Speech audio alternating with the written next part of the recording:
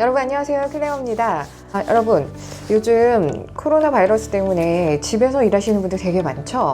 글로벌 기업에서는 특히나 더 재택근무를 권장하고, 또 요즘 인터넷 인프라가 너무 잘 돼 있으니까 컴퓨터를 통해서 줌 같은 그 텔레컨퍼런싱 플랫폼에서 모든 일을 진행하고 그런 일들이 되게 많아진 것 같아요. 그래서 저도 최근에 한국 분이신데 일본에 있는 굉장히 큰 글로벌 펌에 일을 하고 계신데, 모든 회의를 줌 같은 플랫폼으로 운영을 하다 보니까 텔레컨퍼런스, 컨퍼런스 콜, 컨콜이라고 하죠. 컨콜을 통해서 모든 정보를 다 교환하니까 영어로 갑자기 다른 지역에 있는 호주, 미국, 말레이시아 등등등, 지금 있는 일본이 아니라 다른 곳에 있는 분들도 다 같이 참여를 해서 지금 하고 있는 프로젝트에 대한 브리핑, 서머리를 해야 되는 일이 생겼다고 하시는 거예요. 그래서 저에게 이 영어 프레젠테이션을 온라인으로 코칭을 받을 수 있냐고 문의를 주셨어요. 그래서 제가 사실 컨퍼런스 콜을 하는 분을 위해서 직접 만나서 서울에서 하기는 했는데,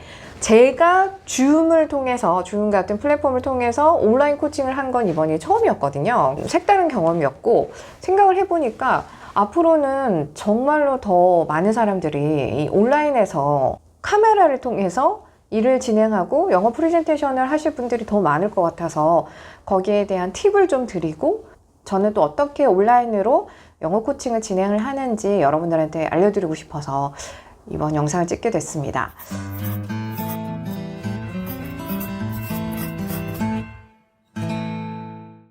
동영상 수업 시작하는 과정 같이 보여드릴게요. 네, 우선 줌을 이렇게 뉴 미팅을 만들고, 그 다음에 컴퓨터 한 대 더 있습니다. 이따가 원 문서 작업은 여기서 하고요. 그리고 동영상 줌으로는 이따가 여기서 수업을 할 거거든요. 네.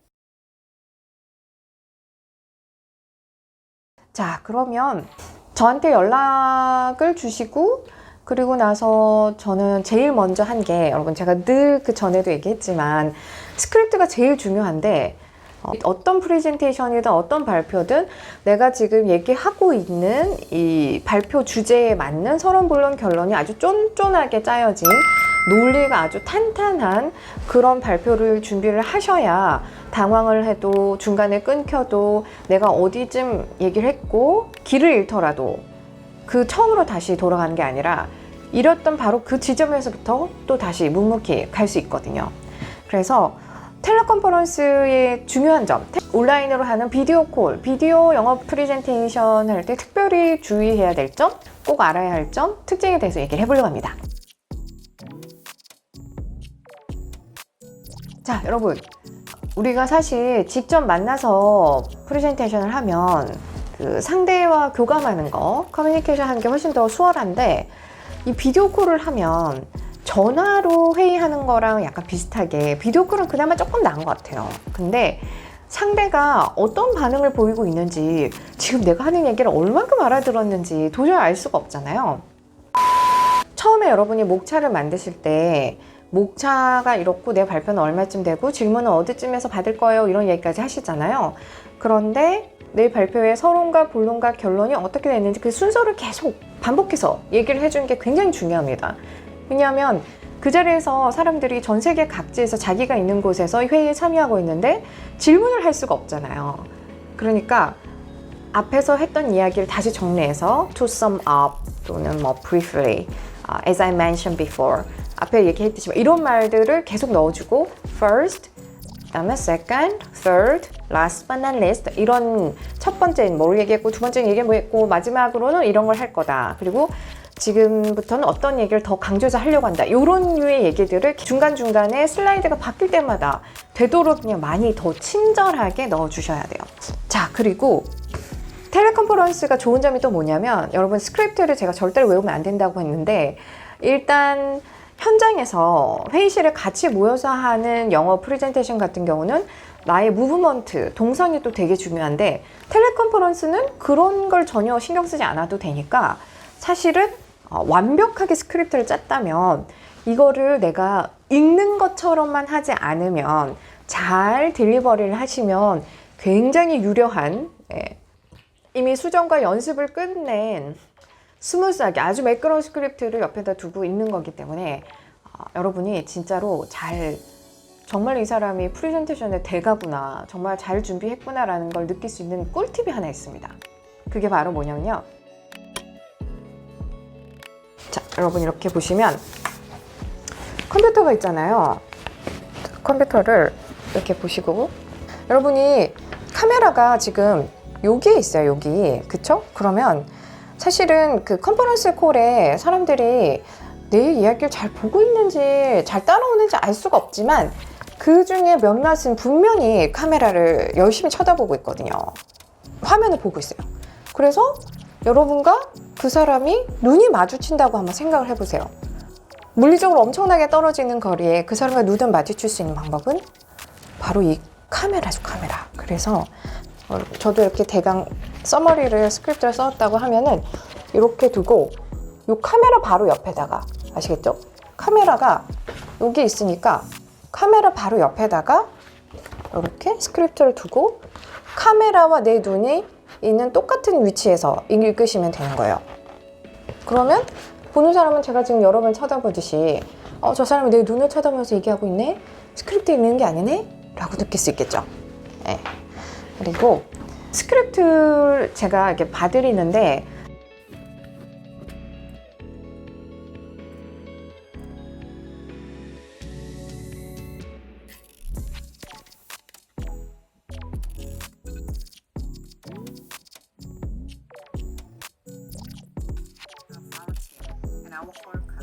제가 온라인 코칭할 때의 기조는 뭐냐면, 첫 번째, 할 수 있는 만큼 최대한 의뢰한 고객의 상황에 대해서 그 고객의 입장에서 제가 발표를 한다고 가정을 했을 때 이해가 안 되는 부분, 그리고 어떤 게 가장 중요한 건지, 왜 이 시점에서 이 컨텍스트에서 이 이야기를 꼭 해야 되는지, 그거에 대한 얘기를 계속 되물어요. 네. 그러게요. 목요일에 발표도 하셔야 되는데 원래 업무도 해야 되고 힘드시겠다 진짜. 네. 지금 그 문서 파일을 받았거든요. 그러면은 이걸로 다시 공유를 할까요? 드래프트 최신 버전. 네. 잠시만요. 좀 캐주얼하게 해도 될 것 같다고 그러셨어요. 네. 네. 참석을 해서 네.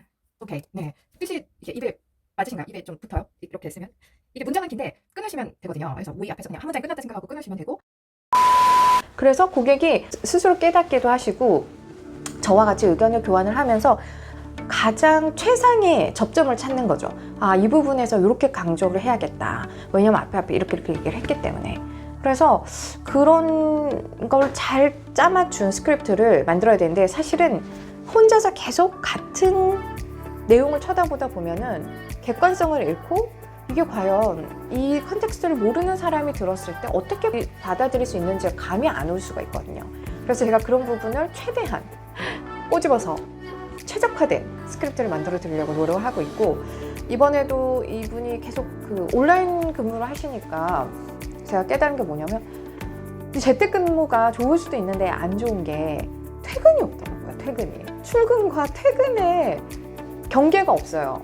그러니까 모든 게 잠깐 일시적으로 우리나라처럼 재택근무하다가 다시 회사로 오세요 해서 회사로 가서 그 일을 한 게 아니고, 거의 3달, 4달째 계속 재택근무를 하니까 회사 메신저는 계속 켜져 있고 모든 게 메일로만 이루어지니까 메일이 밤 10시, 11시 그래서 회의를 하루 종일 하시더라고요. 없던 회의가, 긴급 회의가 자꾸 생기는 거예요. 모든 사람이 다 온라인에 접속해 있다는 가정하에 일을 시키는 상사도, 그 일을 해야 되는 담당자도 익스큐즈가 없는 거죠. 그래서 이게 참 안 좋구나.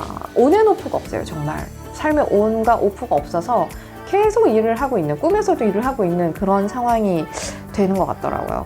그래서 원래 만나기로 한 회의 시간에 못 만나고 기다려서 밤 11시, 12시 이럴 때도 하고. 지금 줌에 들어올 고객님을 기다리고 있는데 미팅이 길어져서 아직 안 끝나셨다고 합니다. 그래서 조금 있다가 다시 미팅을 재개해 보도록 하겠습니다. 현장에서 여러분 얼굴 보면서 커뮤니케이션 하는 게 사실은 제일 쉬울 수 있는데, 얼굴이 안 보이는 상태에서 일방적으로 내가 소통을 해야 되니까 영어를 더 잘 알아듣고 더 유창하게 얘기를 해야 내가 생각하는 그 목표, 그 수준 정도의 딜리버리와 레벨에 도달할 수 있겠다라는 게 새롭게, 새삼스럽게 깨달아졌습니다. 안 그래도 영어는 어려운데 더 더 해야겠죠? 네.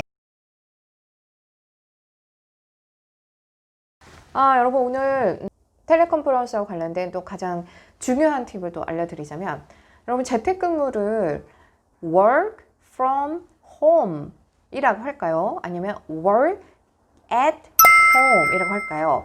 그냥 생각하기에는 work from home 하면 집으로부터 일한다.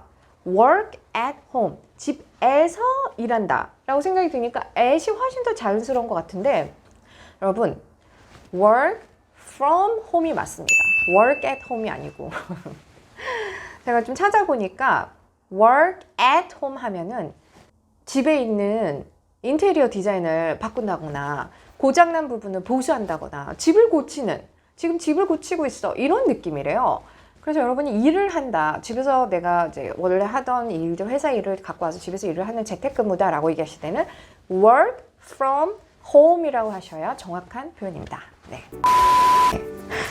여러분 오늘은 요즘 전 세계 모든 사람들이 컨퍼런스 콜에 빠져 있어야만 하는 그런 안타까운 상황이지만 어떻게 하면 이걸 조금 더 잘 위기를 기회로 삼아서 내 일을 더 잘, 내 커리어를 잘 반딱반딱하게 닦아볼 수 있을까에 대한 팁을 좀 전해드렸습니다.